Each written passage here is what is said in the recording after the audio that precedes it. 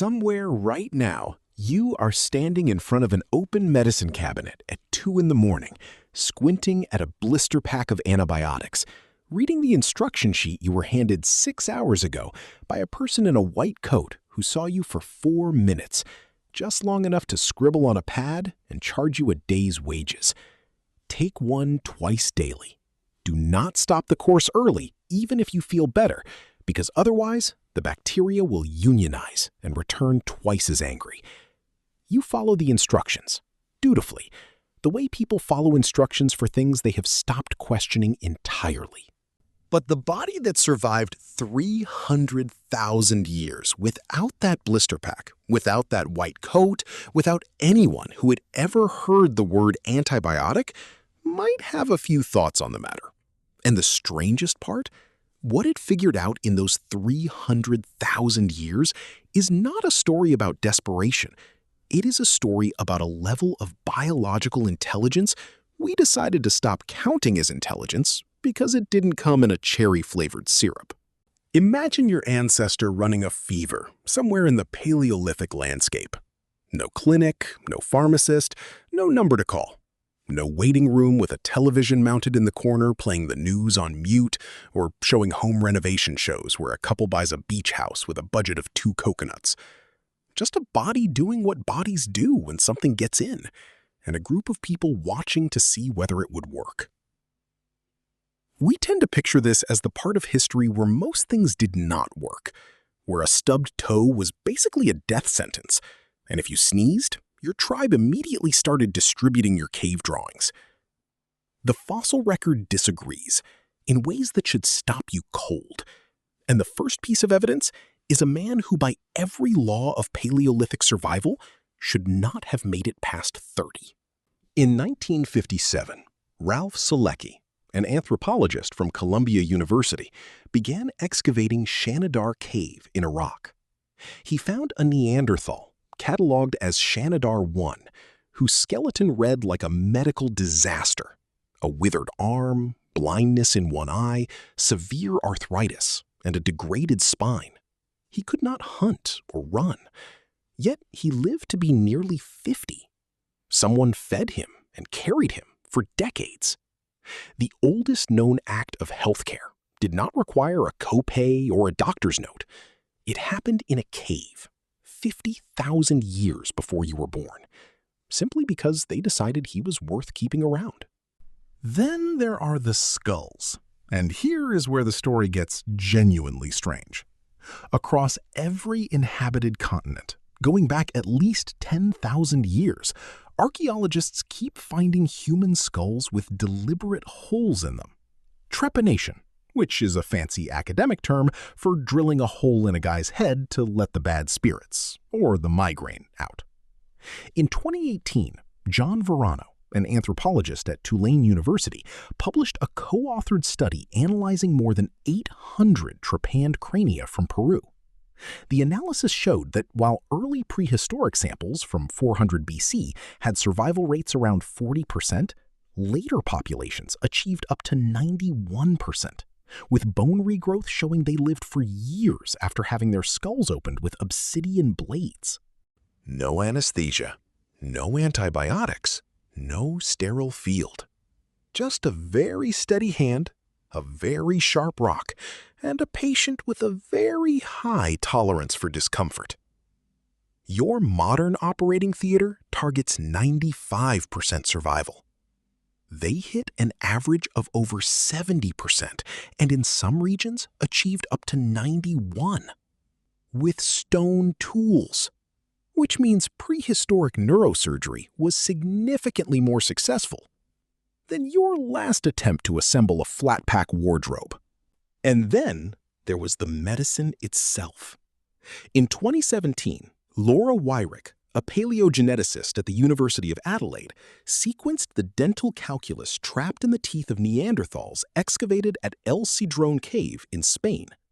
What she found inside that fossilized plaque was not random foraging. And once you understand what they were chewing, you will look at that blister pack in your cabinet differently. Poplar bark, which contains salicin, the direct chemical precursor to the aspirin you take when you look at your credit card bill. Yarrow and groundsel, both documented for anti-inflammatory properties. Traces of Penicillium mold, the same organism Alexander Fleming would isolate in 1928 and introduce as the discovery of the century. They were not stumbling into this.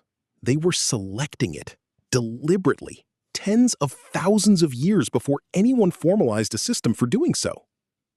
That knowledge took hundreds of thousands of years to build. We replaced it in roughly 200 years. It turns out that when you invent cheap penicillin, you suddenly don't care about looking at moldy rocks anymore. But we replaced it before we fully understood what we were replacing. We invented farming. Humans immediately became shorter, sicker, and more diseased, which is a spectacular launch for what history textbooks call our greatest upgrade. Richard Steckel, an economic historian at Ohio State University, led a massive skeletal analysis of thousands of individuals across the agricultural transition in Europe and the Americas. The study showed that after the shift to farming, populations experienced measurable, consistent increases in bone stress markers, infectious lesions, and dental decay. Average stature dropped by several centimeters and stayed down for thousands of years, meaning your Neolithic ancestor was actually shorter than their hunter-gatherer grandparents. It turns out that trading a diet of wild game and berries for nothing but wheat mush is a great way to make yourself tiny, miserable, and chronically constipated. Your ancestor's body logged the change as a step backward, and the bones, unlike the history books, did not have a PR department.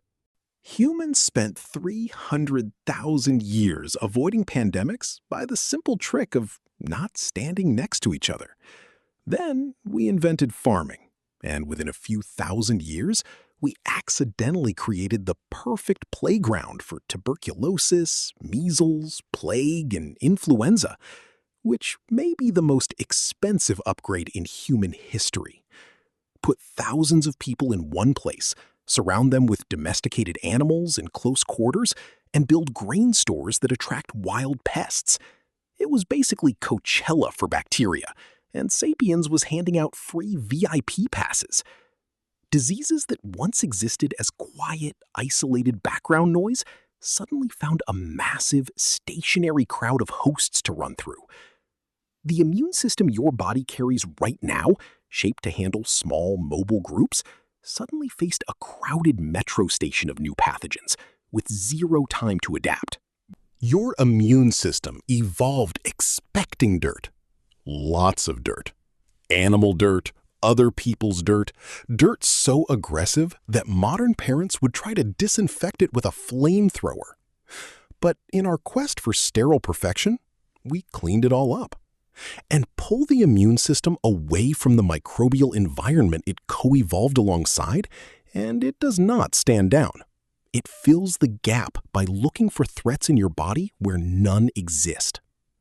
Children from larger families, raised with more siblings, more dirt, and a lifestyle that would make a modern hygiene freak hyperventilate, showed dramatically lower rates of allergies than children raised in clean, quiet households. In 2003, Graham Rook, an immunologist at University College London, explained this using what he called the old friends hypothesis.